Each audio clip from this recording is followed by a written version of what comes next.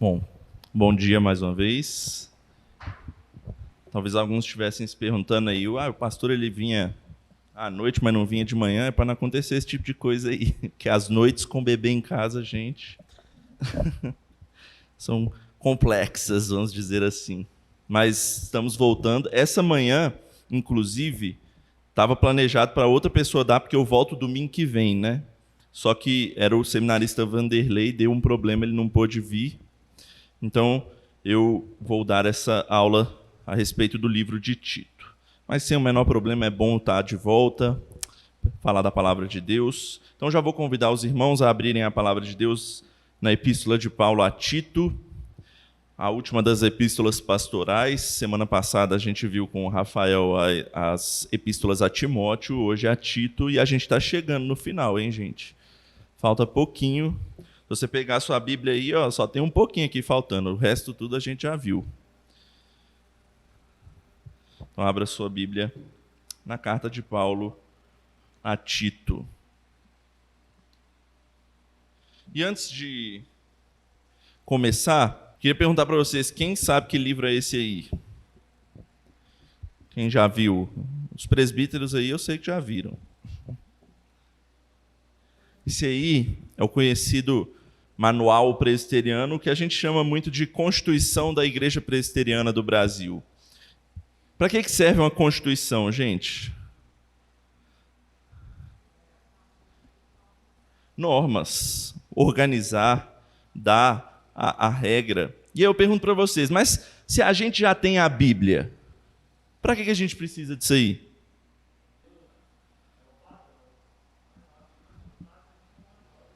Exatamente. A Bíblia ela não trata de todos os assuntos do mundo. Não. Ela dá diretrizes para a gente a partir de várias coisas, e principalmente da norma ética e moral que a gente tem que viver aqui, a partir daquilo que Cristo nos ensina no meio da sua palavra. Mas, por exemplo, na Bíblia a gente não tem como é que a gente deve fazer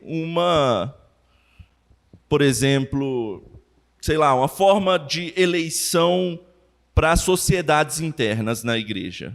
Na Bíblia não trata disso. Isso é coisa específica de cada igreja. E várias outras. A Bíblia não fala, por exemplo, como é que se deve fazer. Deixa eu ver uma coisa específica que fala. Como é que deve fazer uma reunião de conselho? Não, a Bíblia também não fala especificamente como isso deve ser. E por que eu estou trazendo isso aqui? Porque isso foi cunhado a partir da liderança da igreja, para que a liderança da igreja saiba se portar, para que a liderança da igreja saiba como conduzir melhor a própria igreja. E a carta de Paulo, tanto a Timóteo, a primeira e a segunda, quanto a carta de Paulo a Tito, ela vai tratar muito sobre a questão da liderança na igreja. Como é que a liderança deve fazer? Como é que devem ser os líderes? Então, isso se assemelha muito à questão das nossas regras internas. E muito a gente tira daqui, da questão do pastorado, da questão do presbiterato, da questão do diaconato, mais em Timóteo, né? Timóteo tem uma parte específica sobre diaconato, em Tito é mais só para ministros e presbíteros, mas isso envolve a igreja inteira. A gente vai ver que a carta de Paulo a Tito, ela vai falando sobre líderes e depois sobre questões específicas, grupos específicos dentro da igreja, para falar como é que a gente deve se portar na igreja de Cristo. Então, a carta de Paulo a Tito é conhecida como uma das cartas pastorais, tanto como Timóteo, as duas cartas a Timóteo. É isso que a gente vai ver hoje aqui nessa carta. O que Paulo quis com a carta que ele escreveu a Tito? Vamos ver as características básicas, então, dessa carta. Primeiro, o nome do livro. Eu sempre trago aí o nome que está lá em grego, né? Prostiton, para quem quiser colocar aí o nome do filho de Tito, não em português, mas em grego aí, ó, é Titon. Aí você coloca aí, Prostiton, para Tito, e é conhecida como uma das epístolas pastorais, junto com as epístolas a Timóteo. São dois personagens conhecidos na palavra de Deus, no Novo Testamento, são citados várias vezes, a gente vai ver isso. Já viu Timóteo, hoje a gente vai ver sobre Tito. Qual é o gênero? A gente está tratando sobre cartas, então vamos ver as especificações dessa carta de Paulo a Tito. Quem é o autor? Alguém lê aí versículo 1:1.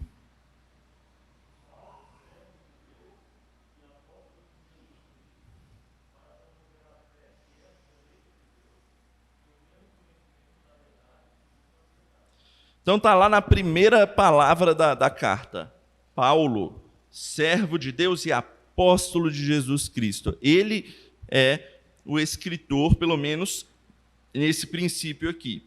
Mas vamos seguir, daqui a pouco a gente fala especificamente de cada uma dessas características. Destinatário, alguém lê o versículo 4?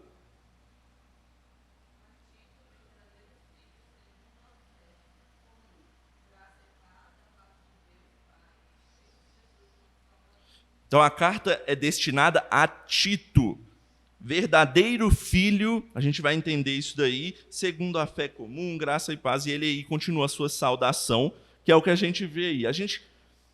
É uma saudação meio mesclada aí antes do destinatário e tudo mais, então eu coloquei que a saudação inicial está aí dos versos 1 a 4 dessa carta. É uma saudação mais longa, ele fala várias coisas aí nesses versículos 1, 2, 3 e 4 nessa saudação.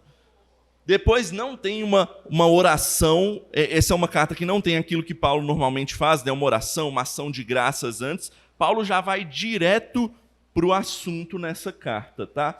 O conteúdo principal da carta começa no versículo 5 aí do capítulo 1 e vai até o capítulo 3, versículo 11. E aí, no final, versículos 12 a 15, ele se despede, faz uma saudação final, inclusive faz alguns pedidos para Tito, que a gente vai ver também. Então, esse é o corpo da carta. Então, ele é uma carta mesmo, né? Tem características de carta, apesar de não possuir um detalhe ali que normalmente Paulo coloca. É uma carta que não tem isso. A gente vai ver, inclusive, mais para frente, que tem cartas que têm menos ainda do que isso. Por exemplo, a carta de Tiago, quando a gente for ver, ela tem menos ainda do que essas características aí. Mas, beleza. Vamos seguir aqui. Vamos falar da autoria dessa carta.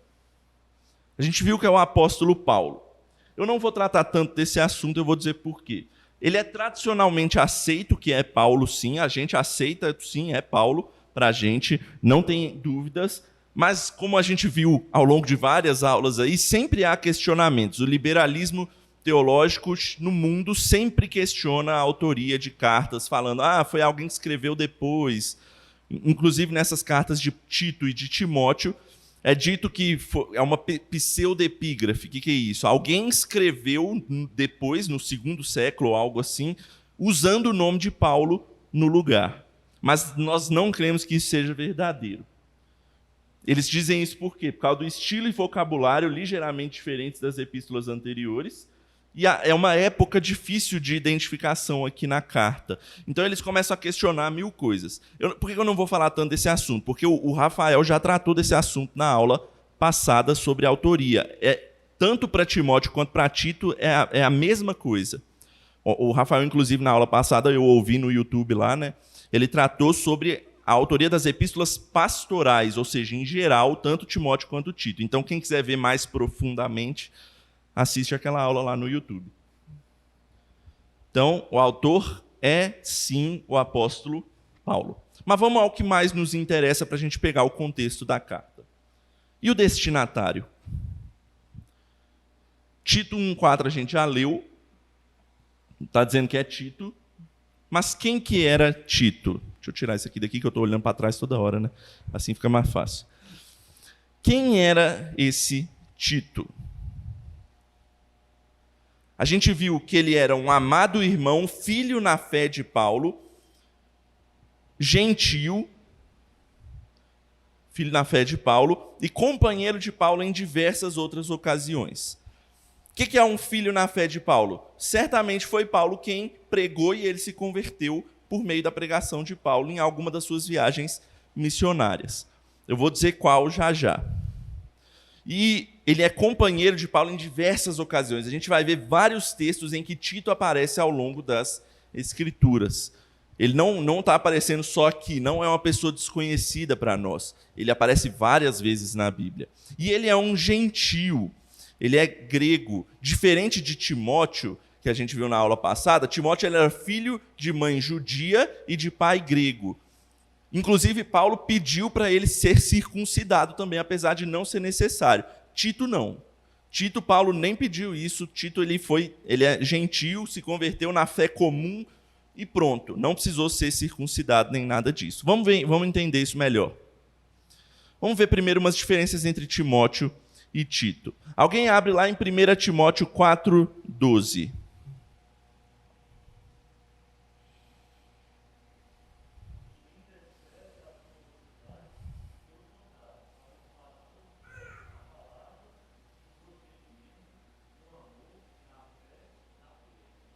A gente vê aí, então, que Timóteo era um pastor jovem, né? Paulo vira para ele e fala, ninguém despreze a sua mocidade. Mas e Tito? O que falam de Tito? Alguém lê lá em Tito 2,15.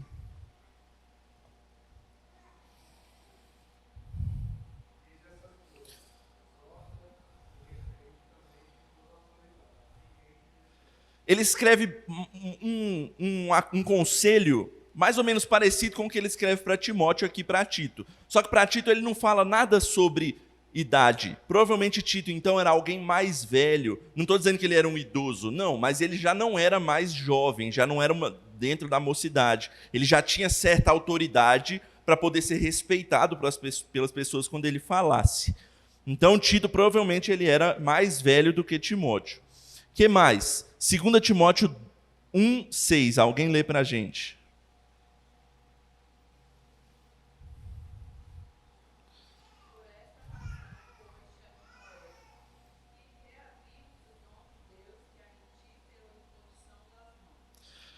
Aparentemente, Timóteo necessitava de mais apoio da parte de Paulo. Paulo ele exorta Timóteo mais vezes a respeito da sua forma de tratar as coisas. Ele talvez fosse um pouco mais tímido ou algo assim. Eu até escrevi ali, né? Timóteo ele era cooperador, mas ele era mais tímido. Mas isso não quer dizer que ele não queria trabalhar ou que ele se eximia do trabalho, não. Ele era pronto a trabalhar, ainda que isso exigisse ir contra a sua natureza própria, né? Mas Tito não, era diferente. Alguém lê lá em 2 Coríntios 8, 16 e 17.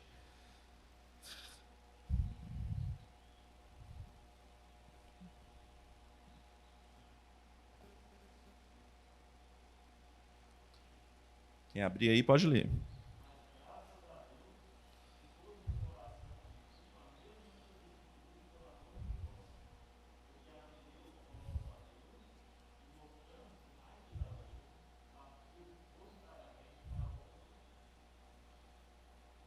(16 e 17), né? Ou seja, Tito ele se mostrava alguém mais cuidadoso, mais voluntarioso para fazer as coisas. Ou seja, Tito ele não precisava de tanta exortação quanto Timóteo precisava. Talvez a idade ajudou um pouco nisso, né? Timóteo era mais novo, estava começando e tal. Tito não, Tito já era mais experimentado. E a gente vai ver o tanto que ele foi experimentado em breve, já aqui, sobre o próprio Tito. Então, o que mais a gente sabe sobre esse personagem na palavra de Deus? O nome Tito aparece 13 vezes no Novo Testamento, sempre se referindo a esse personagem, tá? E não é só em um lugar, por exemplo, não é só em Atos. Na verdade, em Atos, acredite se quiser, não aparece nenhuma vez o nome de Tito. Mas a gente consegue encontrar ele lá. Aparece 13 vezes ao longo de várias cartas. E não só uma, aparece em Coríntios, aparece em Colossenses, aparece no própria carta de Tito, e por aí vai. São várias cartas que ele aparece. Vamos dar uma olhada, então, o que a gente consegue aprender disso. Alguém abre lá em Atos 15, 1 e 2.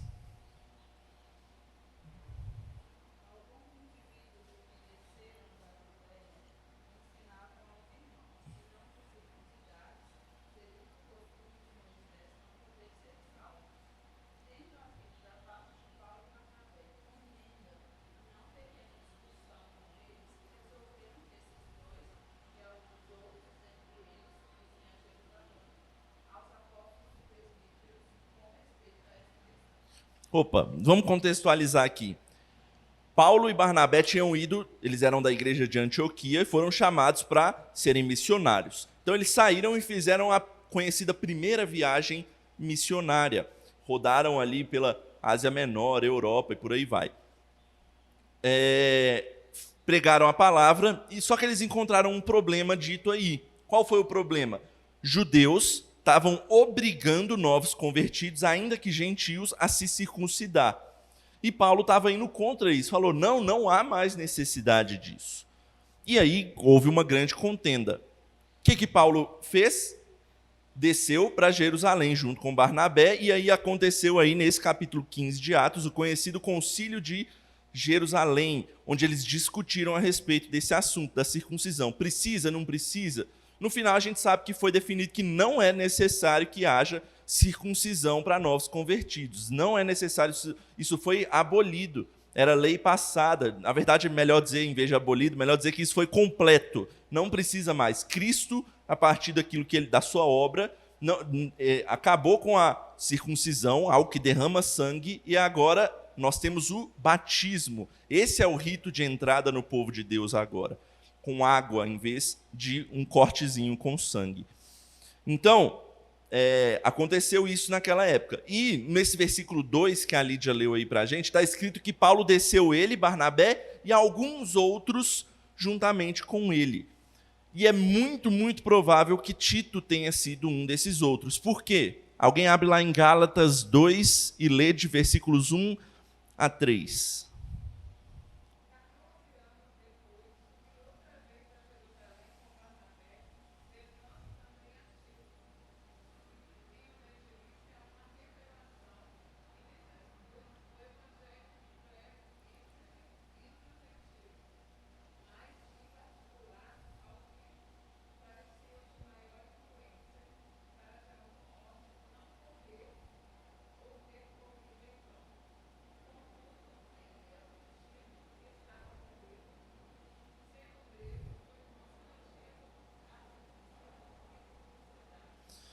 Paulo, então, ele está descrevendo justamente essa ida dele de Barnabé para Jerusalém, nessa ocasião do concílio de Jerusalém acerca da circuncisão. Você pode ver aí que Paulo fala várias coisas a respeito dessa descida que ele deu, que ele fez com Barnabé, e ele fala abertamente, né? E Tito foi conosco, e aí eu expus aquela contenda que estava acontecendo, e ele até fala, né, para os líderes ali, porque foi um concílio, né, os presbíteros se reuniram para definir, e aí ele contou o que estava acontecendo, e aí ele deu, inclusive, o parecer final aí, ele faz um resumo, né? Ele fala, e Tito não foi constrangido a circuncidar, porque esse foi o parecer final, né, do concílio de Jerusalém. Tito, então, não precisou ser circuncidado. Ele, então, se converteu por meio da pregação de Paulo e Barnabé, seguiu com eles, e ele, então, se tornou um cristão, sem precisar passar pelo rito judaico da circuncisão. Ou seja, Tito foi um dos primeiros cristãos que realmente tiveram a oportunidade de seguir a Cristo sem precisar passar pelos ritos judaicos. Veja, ele foi convertido na primeira viagem missionária de Paulo. Na primeira viagem missionária de Paulo. Então, Tito é um cristão bem mais das antigas, né? Do início, dos primórdios da igreja, na primeira viagem missionária de Paulo. É claro que a igreja começa antes, no Pentecostes. Paulo até fala aí, né, 14 anos depois, né, ou seja, passou um tempinho bom aí da igreja crescendo até Paulo entrar ativamente. E Tito entra aí bem no início do ministério de Paulo. Depois disso, a gente fica um tempão sem ouvir falar de Tito. Paulo viaja uma segunda vez, Paulo viaja uma terceira vez, e aí a gente volta a ouvir falar de Tito. Alguém abre lá em 2 Coríntios 12, 18, é na ordem trocada mesmo, tá? E outro abre em 2 Coríntios 8, 3 a 6.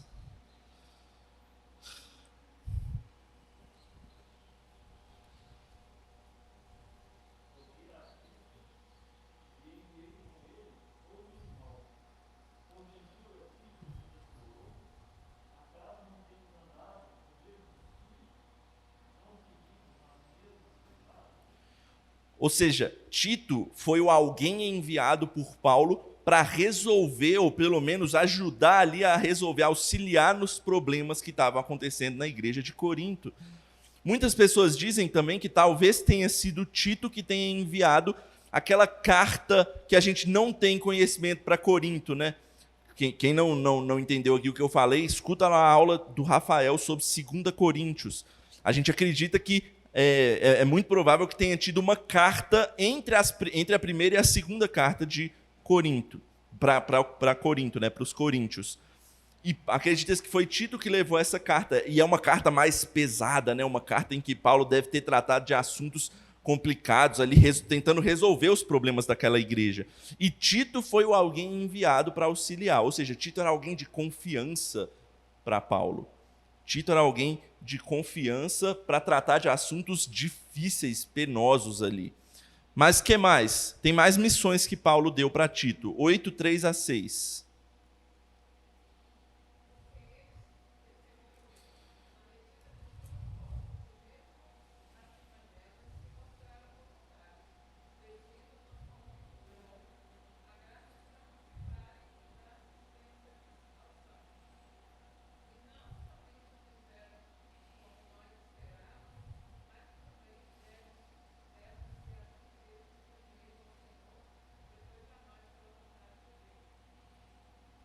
O 6.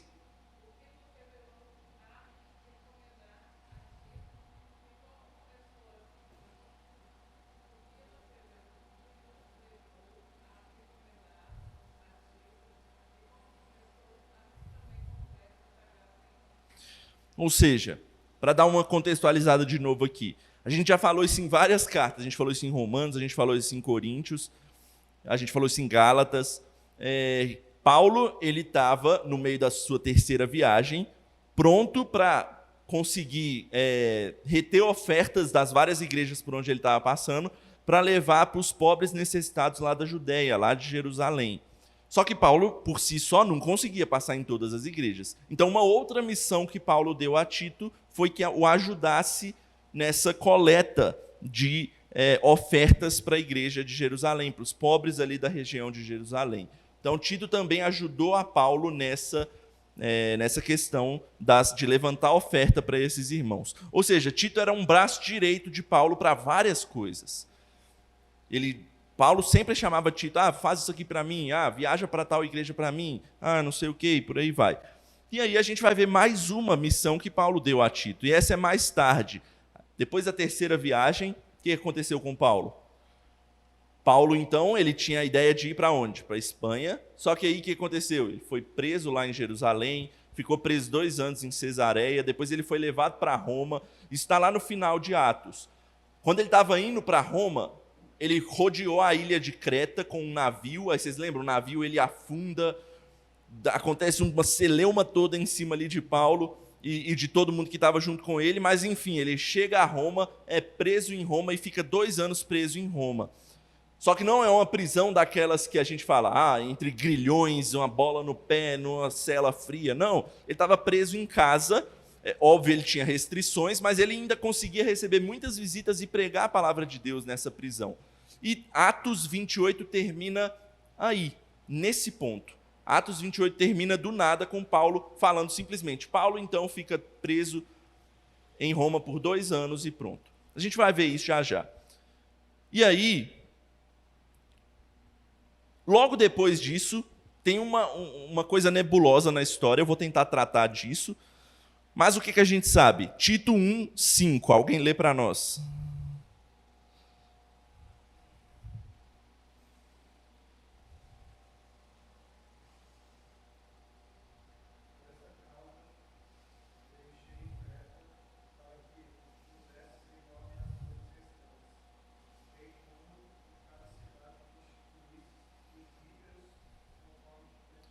Paulo, então, depois dessa coisa toda, deu uma nova missão para Tito. Falou, Tito, você vai lá para a ilha de Creta, o trabalho que eu comecei lá, você vai terminar. Eu preguei o evangelho, então você vai organizar as igrejas para mim. Você vai levantar presbíteros, você vai fundamentar ali as igrejas. Ou seja, não é uma, provavelmente aqui dá a ideia de que não é uma igreja só em Creta, né? A ilha de Creta é grande, inclusive. Provavelmente ele passou viajando ali, pregando e fundou algumas igrejas ali naquela ilha. E ele falou: Tito, você vai lá e você vai organizar essas igrejas para mim. Então essa é uma nova missão que Paulo deu a Tito. E a gente não sabe praticamente nada a respeito disso, porque acabou aquela parte de Atos que eu falei, a gente tem muito pouca informação sobre isso. E no final da carta, a gente sabe também que Paulo queria ver Tito mais uma vez, e ele queria dar uma nova missão para Tito. Alguém lá abre em 3, versículo 12, Tito 3:12, que a gente finaliza essa parte.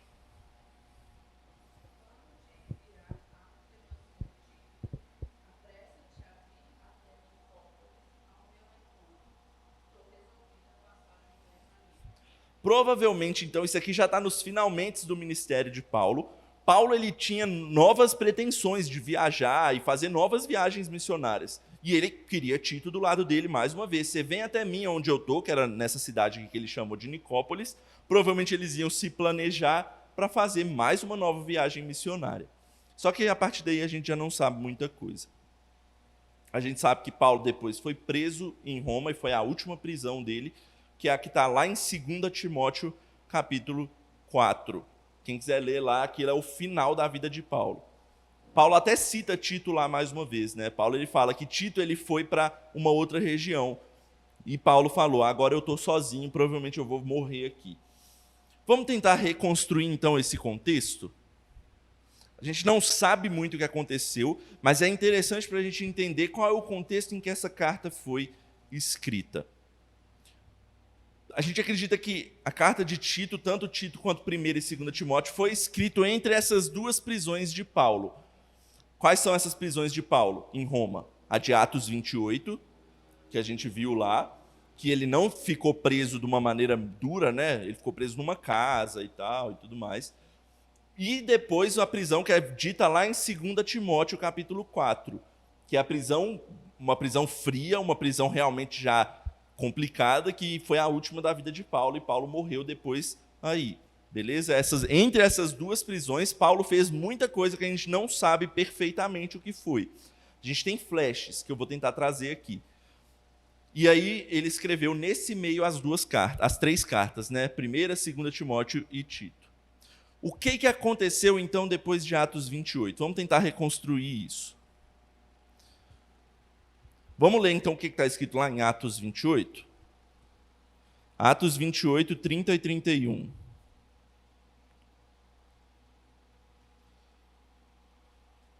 Se alguém abrir mais rápido que eu aí, pode ler.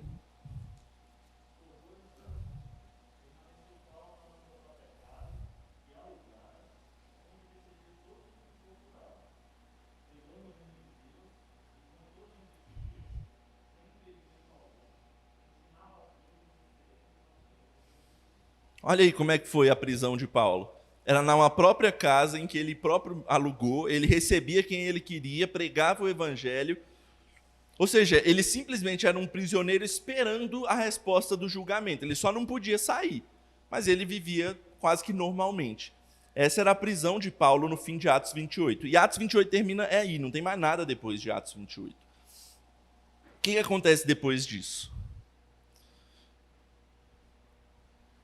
Certamente ele foi liberto, e Paulo, como ele é um missionário, foi continuar a viagem missionária por aí, foi pregar o evangelho, aonde ele podia ir. Aí vem a nossa primeira dúvida: para onde ele foi?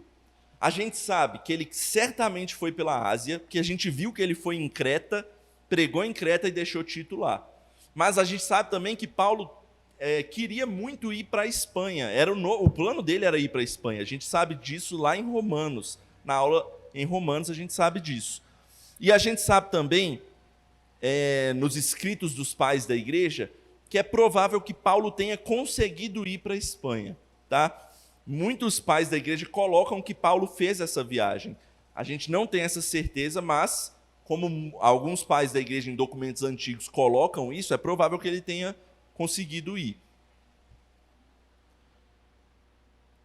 Então, eu vou começar falando que Paulo passou primeiro pela Ásia, tá? Mas pode ser os dois caminhos. Tá? Enfim, se não for esse caminho, você inverte a ordem. Você fala primeiro ele foi para a Espanha e depois ele foi para a Ásia Menor. Mas vamos começar falando que ele foi para a Ásia Menor primeiro. Ele vai lá em Creta, prega. E por que eu digo isso? Porque quando Paulo estava indo para a prisão em Roma, ele rodeou a ilha de Creta. Você lê Atos 27, fala muitas coisas lá da ilha de Creta, Paulo passando por lá. E Paulo não teve tempo ali de pregar o evangelho, porque ele estava prisioneiro naquele navio. Mas certamente ele viu muita oportunidade ali. Então, provavelmente, ele cresceu no coração dele a vontade de ir para aquela região, pregar o evangelho e fundar igrejas ali.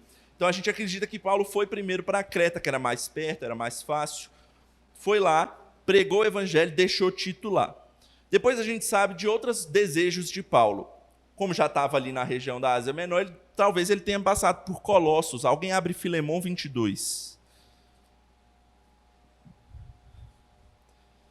É dito Filemão 22 mesmo, tá? Não tem um capítulo, porque Filemão só tem um capítulo.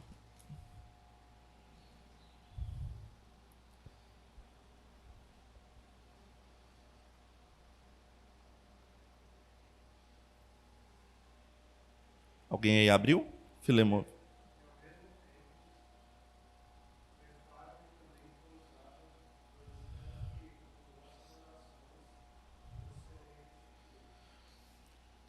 Por que eu li esse versículo aqui? Paulo pede para Filemão para reservar uma pousada para que ele viaje para lá e passe um tempo ali.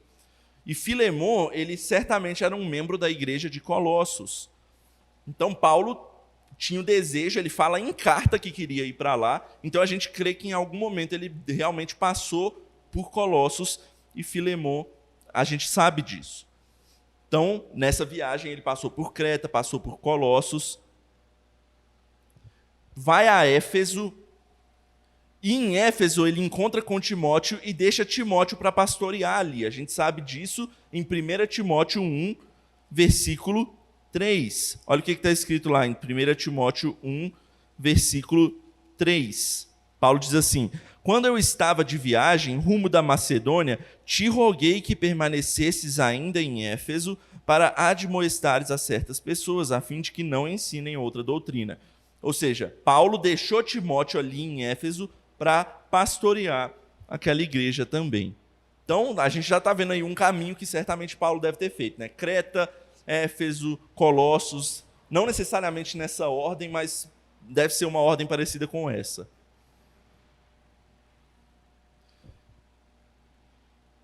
Depois, ele vai à Macedônia, como ele escreveu aí, que a gente leu, né, em 1 Timóteo. E aí, nesse meio, nessa região, é provável que ele tenha escrito as duas cartas de 1 Timóteo e Tito. Para quê? Ele deixou duas pessoas responsáveis para pastorear novas igrejas. Éfeso nem tanto era nova, né? Já tinha um tempo, mas Timóteo era novo. Então, Paulo se sentiu incumbido a escrever essas cartas para eles, para orientá-los, para dar auxílio para eles, para dizer, os líderes têm que ser assim. A igreja é bom que se faça assim. Os grupos da igreja é bom que eles sejam dessa forma. Paulo escreveu cartas modelo para eles, para que eles soubessem como melhor pastorear as igrejas que Paulo os deixou, já que Paulo não estava mais com eles. Beleza? E aí Paulo faz novos planos, a gente já leu, né, lá em Tito 3,12, queria que Tito fosse até ele lá em Nicópolis, e provavelmente Paulo queria fazer novas viagens. É aí que a gente acredita que ele viajou para a Espanha. E aí vem até uma pergunta, né? Tito vai junto? Talvez Tito tenha ido junto com Paulo para a Espanha para uma nova viagem missionária, mas isso é muito nebuloso, não sabemos. E aí Paulo viaja a lugares da Europa, Ásia. A gente sabe disso lá em 2 Timóteo 4, até ele ser preso novamente. Eu não vou tratar desse assunto, mas é só você ler 2 Timóteo 4, você vai ver que Paulo faz um monte de coisa até ser preso. E aí, nessa prisão, é a última prisão, onde ele escreve a segunda epístola de Timóteo, e ele morre nessa prisão, e aí termina o ministério de Paulo. Mas só o ministério de Paulo, porque a gente sabe que Timóteo seguiu fazendo seu ministério, Tito seguiu fazendo seu ministério, vários outros ali seguiram fazendo seu ministério, e a igreja continuou crescendo e crescendo. Bom, esse é o contexto da carta a Tito e a Timóteo. Qual o propósito? Eu já até tratei disso, né? Instruir Tito no trabalho à frente das igrejas plantadas ali em Creta, a respeito dos líderes, a respeito dos falsos mestres, a respeito do cuidado com os vários grupos dentro da igreja. Ele fala para Tito individualmente, fala para como é que as famílias devem se portar socialmente e por aí vai. Então é uma carta de instrução, de orientação para um pastor seguir ou orientar a sua igreja. Beleza? Então, esse é o propósito, é o contexto da carta de Paulo a Tito. Até aí, alguém tem alguma dúvida, alguma questão a acrescentar? Senão, a gente segue para o conteúdo. Deixa eu até ver que horas são aqui, né? Importante. Beleza. Então, vamos lá. Então, vamos para o conteúdo da carta. Vamos fazer um esboço geral dessa carta para a gente entender como é que Paulo escreveu para Tito. A gente tem aquela introdução que a gente já viu, versículos 1 a 4 do capítulo 1. Depois a gente tem instruções sobre a liderança da igreja. Ele primeiro fala como é que os líderes devem ser e depois ele fala quais os líderes que você deve evitar, né? Como é que os falsos mestres são. Então ele fala de como é que deve ser e como é que não deve ser. Que aí está nos versículos 5 a 16. Depois ele tem um trecho maior da carta falando sobre instruções de conduta da vida cristã para os vários grupos da igreja. E esses grupos são vários. Ele vai falar da vida cristã no lar, ele vai falar dos homens mais idosos, das mulheres mais idosas, ele vai falar das jovens, dos jovens, ele vai falar também dos servos, porque naquela época servo pode ser traduzido também por escravo, né? Porque naquela época tinha escravos. Eles viviam na casa do próprio Senhor no contexto familiar. Por isso que sempre é incluído, quando fala de pai, filho, marido, esposa, sempre tem lá servo e senhor. É incluído no contexto familiar. Então ele trata de todos essas condutas de vida cristã e depois ele finaliza, conclui e faz uma saudação final para Tito. Esse é o esboço geral dessa carta. E aí eu quero finalizar com as mensagens teológicas, e eu vou tratar de uma mensagem teológica principal aqui, que é a questão da importância de se escolher bem líderes dentro da igreja. Talvez esse seja o ponto principal da carta de Paulo a Tito. É a parte inicial, Paulo já chega direto falando sobre isso, e eu vou tratar mais dessa questão, e depois alguns outros pontos que Paulo também trata. Vamos lá. Paulo ele dedica a primeira parte da carta a falar sobre os líderes que deveriam ser escolhidos. Essa é uma questão semelhante a que está lá em 1 Timóteo, capítulo 3. Você pode ver que é parecido uma com a outra. São questões parecidas, é óbvio, né? Líderes, tanto aqui quanto em outro lugar, tem que ser padrão do mesmo jeito. Só que tem algumas diferenças. Vamos ver algumas diferenças? Lá em Timóteo utiliza a palavra bispo. E aqui, em Tito, ele usa a palavra presbítero. E aí, tem diferença? Quem acha que tem diferença? Vou até acrescentar mais palavras aqui que a Bíblia trata. A Bíblia usa para falar de líderes: bispo, presbítero, pastor, ancião. Tem diferença? Não tem diferença, gente. É sinônimo. É sinônimo. Quando a Bíblia vai falar de liderança como um ancião, um bispo, um pastor, um presbítero, é a mesma coisa. Aí você pergunta para mim, mas presbítero e pastor é a mesma coisa? Na Bíblia é a mesma coisa. A gente tem uma diferença de atuação na Bíblia. Qual a diferença de atuação? O pastor, ele se delimita mais para a questão docente, né, de ensino. Enquanto o presbítero, que não é o pastor, ele se dedica mais à questão governamental, né? A questão de orientação, não simplesmente de ensino, de docência. Tá? Então essa é a grande diferença, mas as especificações, as características são as mesmas para presbítero, pastor, ancião, bispo. É a mesma coisa na palavra de Deus. O que mais? Qual outra diferença que tem entre 1 Timóteo e Tito? Vamos ver uma diferença interessante? Alguém lê lá 1 Timóteo 3, versículo 6.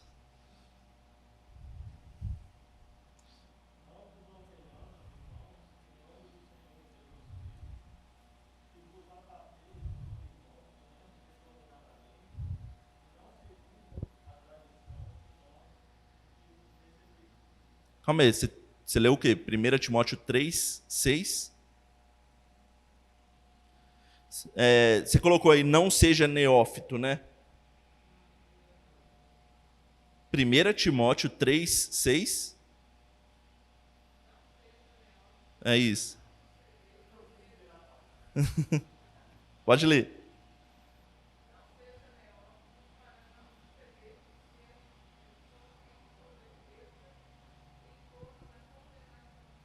Opa, essa característica aqui do líder que Paulo coloca a Timóteo não tem lá em Tito, tá? Não seja neófito. O que é um neófito?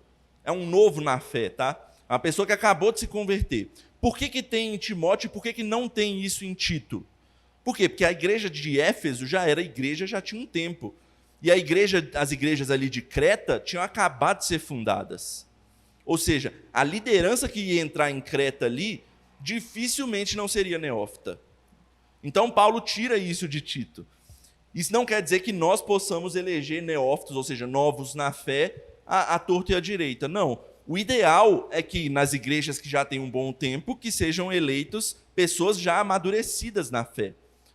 Paulo até coloca o porquê aí, né, em Timóteo, para não suceder que fiquem soberbos, né, nem incorram em qualquer tipo de condenação.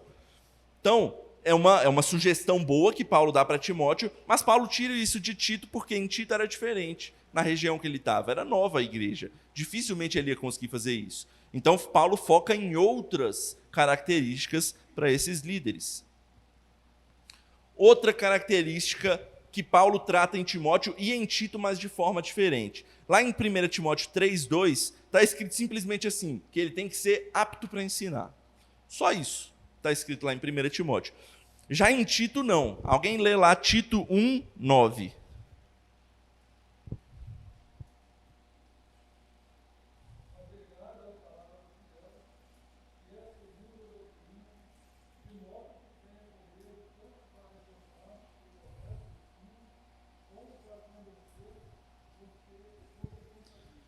Eu acho isso muito interessante. Lá em Timóteo, Paulo escreve simplesmente apto para ensinar. E em Tito ele aprofunda isso, vê que ele fala várias outras coisas. Ele fala uma pessoa que é apegada à palavra, que sabe ensinar, e ele diz até duas formas de ensinar, né? Ele precisa saber ensinar como se fosse numa aula, né? Saber ensinar o reto caminho e tudo mais, mas ele diz também que precisa saber convencer os que o contradizem.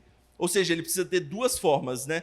O ensino normal aqui e o ensino que a gente chama de apologético, ou seja, o ensino de defesa da fé. Por que Paulo aprofunda em Tito e não em Timóteo? Mais uma vez, por causa da questão da maturidade das igrejas. A igreja de Éfeso já era uma igreja mais madura.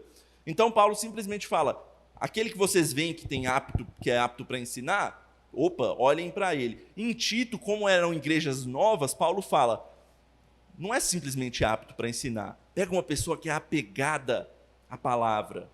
Ela é nova na fé, mas ela está sedenta. Então é essa que você tem que escolher, uma pessoa apegada à palavra de Deus. Uma pessoa que sabe defender a fé a qual ela se engajou agora. E uma pessoa que sabe passar isso para as outras pessoas. Paulo é mais profundo em Tito também. Essas divergências são interessantes para a gente entender a característica de cada uma. Pode falar, Rafael.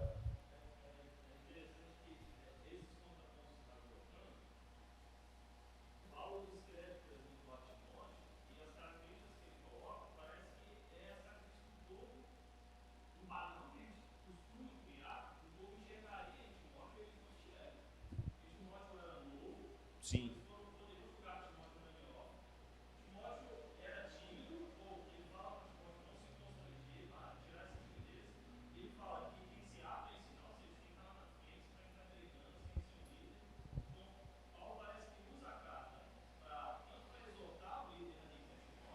Uhum.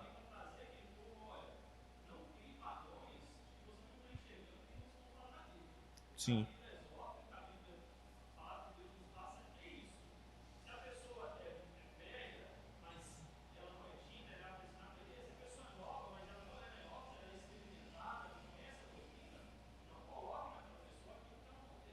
Sim.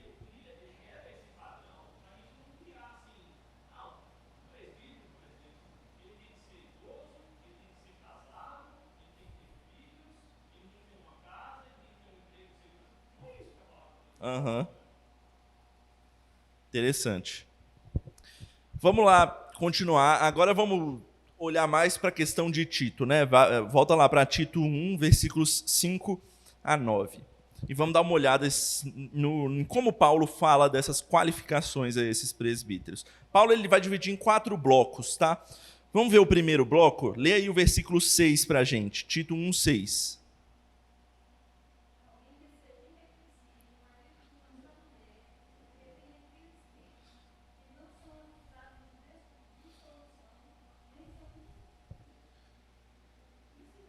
Insubordinados. Ou seja, o primeiro bloco aí é a questão familiar. Paulo começa com essa questão. Primeira coisa importante, o Rafael até tratou disso um pouco. Não é que seja obrigatório que o cara seja casado e tenha filhos. Não, não é isso que Paulo está dizendo aqui. Ele está falando que, primeiro, a gente tem que olhar para a família dessa pessoa. Como é que ele se porta na sua família? Sabe por quê, meu irmão? Porque na igreja, muitas vezes, tem gente que usa, vamos dizer, máscaras, né? A pessoa na igreja é um santo, faz de tudo da melhor maneira possível. Mas é em casa que a gente se mostra de verdade. É dentro da família que a gente mostra a nossa verdadeira face. Como é que a gente trata as nossas esposas? Como é que a gente trata os nossos filhos? A gente vê isso refletido na vida dos familiares daquele homem que está sendo cotado para ser um líder. Então é muito importante olhar para a vida familiar dessa pessoa, porque é ali que a gente vai ver de fato como é que esse homem se porta verdadeiramente. Porque na igreja ele pode ser uma coisa, mas se em casa ele for outra, é problema. É problema. Então Paulo começa falando primeiro sobre a questão familiar. Depois Paulo vai falar das características a serem evitadas em um líder. Leia aí versículo 7.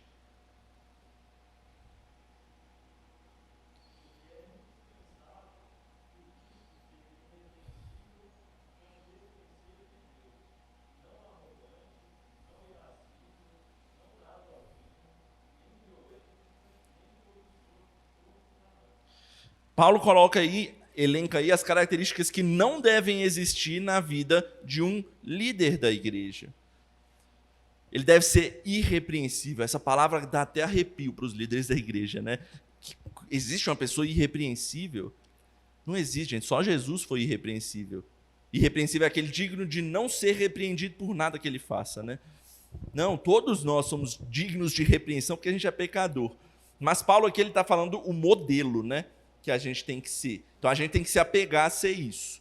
A gente nunca vai encontrar alguém perfeitamente se encaixa aqui, mas é uma pessoa que tem que estar buscando se aproximar disso o máximo possível. E aí tem que ser uma pessoa que não seja cada uma dessas coisas. Não arrogante, não irascível. E, gente, imagina uma pessoa irada na liderança da igreja. A pessoa tem que saber se controlar.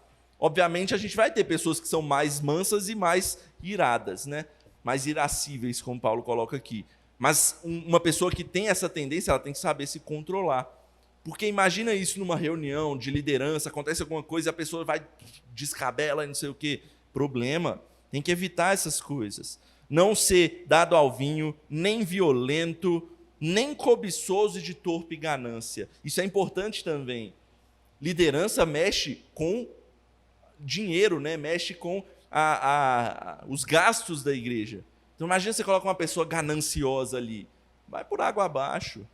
Então, os líderes têm que saber se controlar nessas coisas. Tem coisas que eles precisam evitar dentro de si mesmos. Em seguida, Paulo agora vai falar das questões a serem buscadas por esses líderes da igreja. Versículo 8.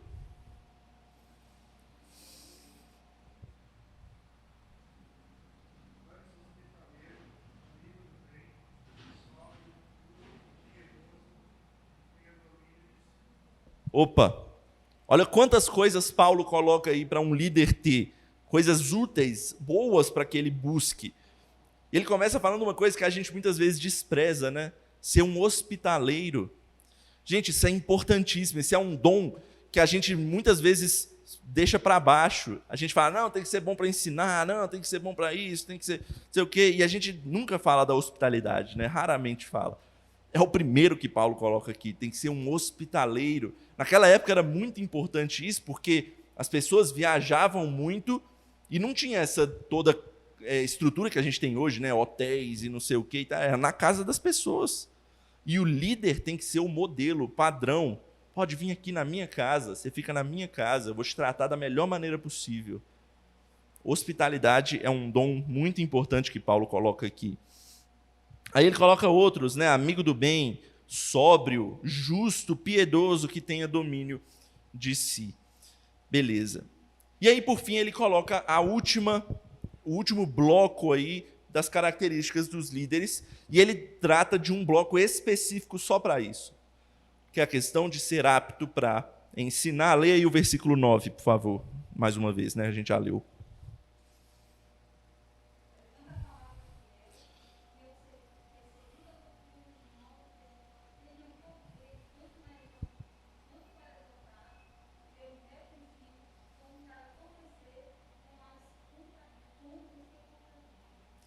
Paulo, então, trata de um bloco específico, é pequeno, né? Mas é um bloco específico só para falar da pessoa, do líder que deve saber ensinar, gente.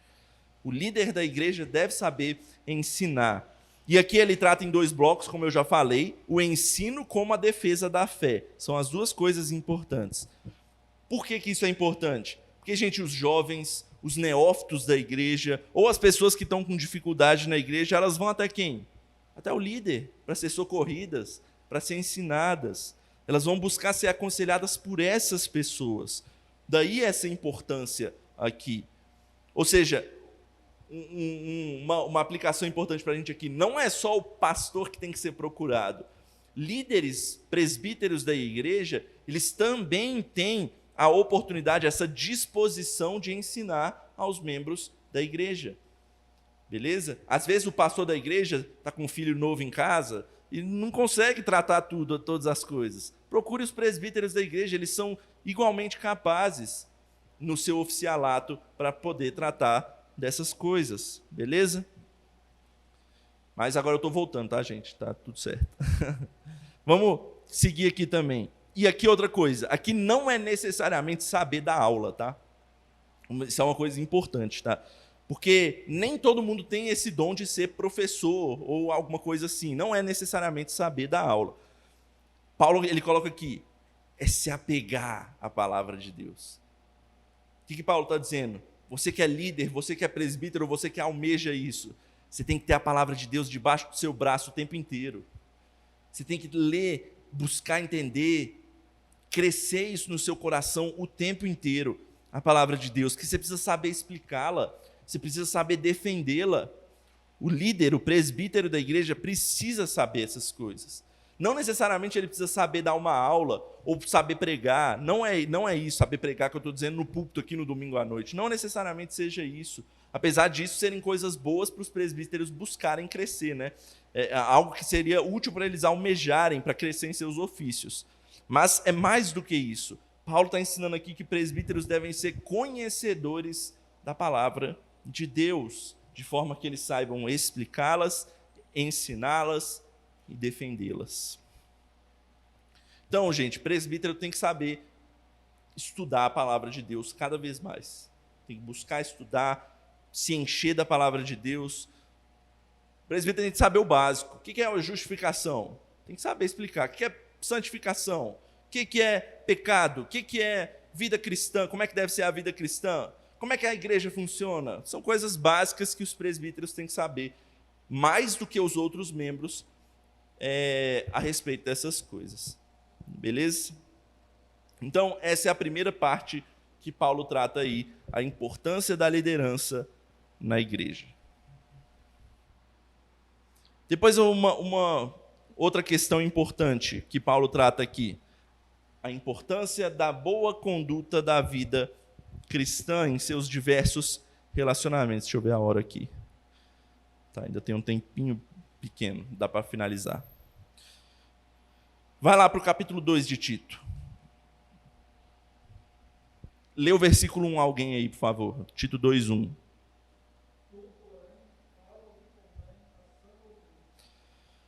Paulo, ele começa então, virando para Tito e fala, você tem que ensinar as coisas a partir da palavra de Deus, a partir da doutrina que está escrita na palavra de Deus. E aí, a partir disso, ele vai descrever o que é isso para vários grupos da igreja. No versículo 2, leia o inicinho do versículo 2, alguém.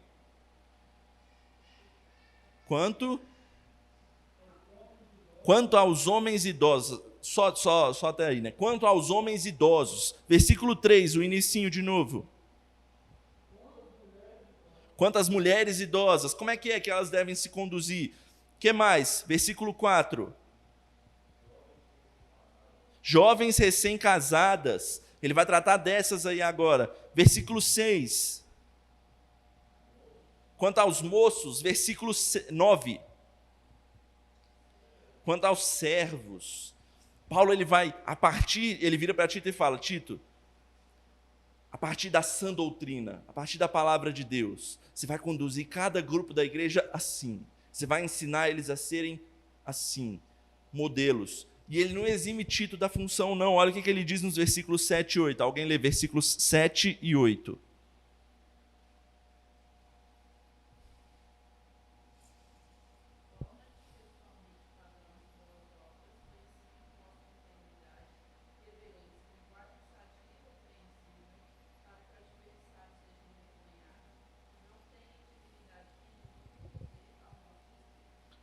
Paulo vira para Tito e fala: e você, Tito, você tem que ser o padrão. Você é o líder. Você tem que ser o padrão para eles. Para todos esses grupos aí saberem se portar, eles têm que olhar para você como um padrão para essas coisas. Todo pastor tem que tremer quando lê isso aqui. Porque ele tem que ser padrão para as outras pessoas da igreja. Isso é difícil. Isso é complicado, mas é necessário que seja dito. E Paulo vira para Tito e fala. Eu não vou falar de cada aspecto específico aqui, mas a ideia de Paulo é abranger toda a igreja a partir disso. Da forma como ele fala de modelos, de como um cristão deve se portar, para que uns e outros se ensinem mutuamente. Por exemplo, você pode se perguntar, por que ele não fala dos adultos aqui, né? Entre os jovens e os idosos? Por que ele não fala das crianças aqui? Porque a ideia é que uns ensinem os outros, né? Ele fala para os homens idosos e para as mulheres idosas que ensinem os mais jovens, e aí os adultos vão permanecer nessa questão. E, obviamente, que as crianças devem ser ensinadas dentro das suas famílias também. Então, a ideia de Paulo é abranger a igreja inteira para que a igreja toda cresça, se ensinando mutuamente ali a terem uma conduta cristã cada vez melhor. Outra coisa que Paulo fala, capítulo 3, versículo 1.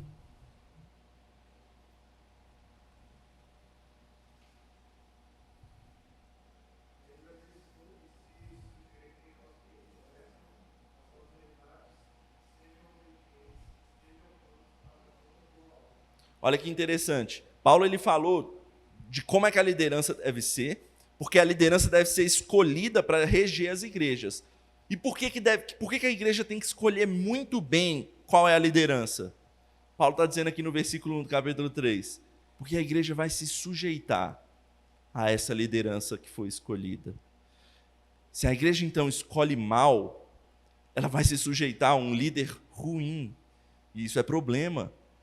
Isso é ruim, meus irmãos.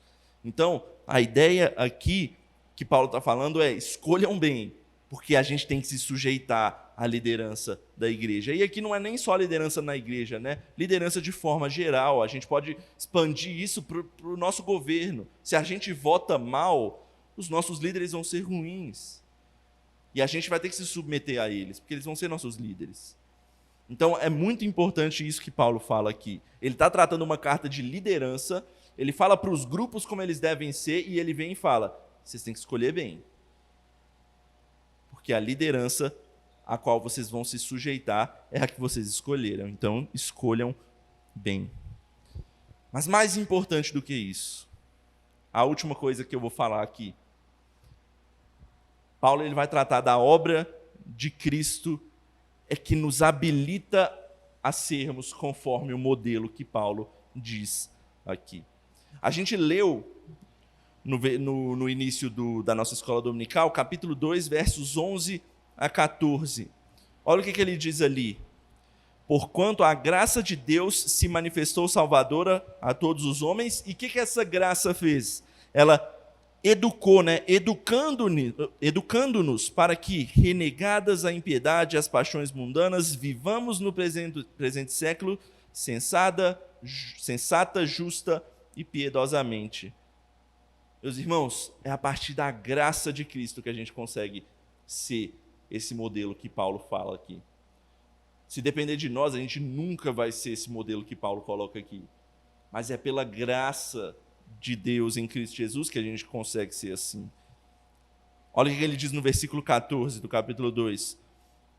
É por quê? Porque a qual a si mesmo, ou seja, Jesus Cristo se deu por nós a fim de remir-nos de toda a iniquidade e purificar para si mesmo um povo exclusivamente seu, zeloso de boas obras. Cristo nos purificou para que nós pudéssemos ser melhores como seu povo, para que a gente pudesse ser zeloso de boas obras, para que a gente pudesse ser livre da iniquidade e ser um povo santo seu, para que a gente trabalhe na igreja da melhor maneira possível. É por causa da obra de Cristo na cruz do Calvário que a gente tem essa graça de ser dessa forma. E ele fala isso também lá no final do capítulo 3. Olha, capítulo 3, a partir do versículo 4. Quando, porém, se manifestou a benignidade de Deus, nosso Salvador, e o seu amor para com todos, não por obras de justiça praticadas por nós, mas segundo sua misericórdia, ele nos salvou mediante o lavar regenerador e renovador do Espírito Santo, que ele derramou sobre nós ricamente por meio de Jesus Cristo, nosso Salvador, a fim de que, justificados por graça, nos tornemos seus herdeiros, segundo a esperança da vida eterna. É por causa da obra de Cristo, do agir de Cristo em nós, que a gente pode agir como esse modelo que Paulo coloca aí. Sejamos líderes ou não.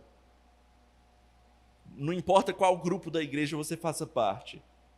Seja você homem, seja você mulher, seja você adulto, idoso, jovem, criança. Todos é por meio da graça de Cristo, por meio da obra de Cristo na cruz do Calvário, que a gente consegue ser esse modelo que ele coloca. A gente vai ser perfeito? Não, de forma nenhuma a gente vai conseguir atingir a perfeição nessas coisas.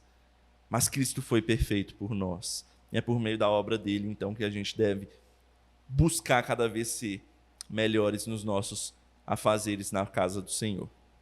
Amém? Alguém tem alguma dúvida? Algo a acrescentar?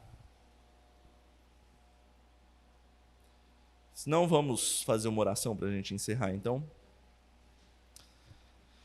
Senhor, meu Deus, obrigado, Pai, pela Tua palavra. Obrigado, Senhor, por essa pequenina carta da palavra do Senhor que chegou até nós. Ela tem pouquíssimas páginas, pouquíssimos versículos, mas tem muito a nos ensinar. Que nós possamos olhar para a epístola de Paulo a Tito e tentarmos cada vez mais, buscarmos cada vez mais, nos aproximar desse modelo que Paulo coloca ali. Modelo de liderança, modelo de vida cristã, na nossa conduta, tanto na igreja quanto nesse mundo. Que o Senhor possa nos ajudar, ó Pai, a sermos mais parecidos com o Senhor, porque é por meio do Senhor, o modelo que o Senhor trouxe a esse mundo quando o Senhor se encarnou, e por meio da sua obra na cruz do Calvário que nós conseguimos isso. Nos ajuda, Pai, a sermos melhores e mais parecidos com o Senhor, é o que pedimos no nome de Cristo Jesus. Amém.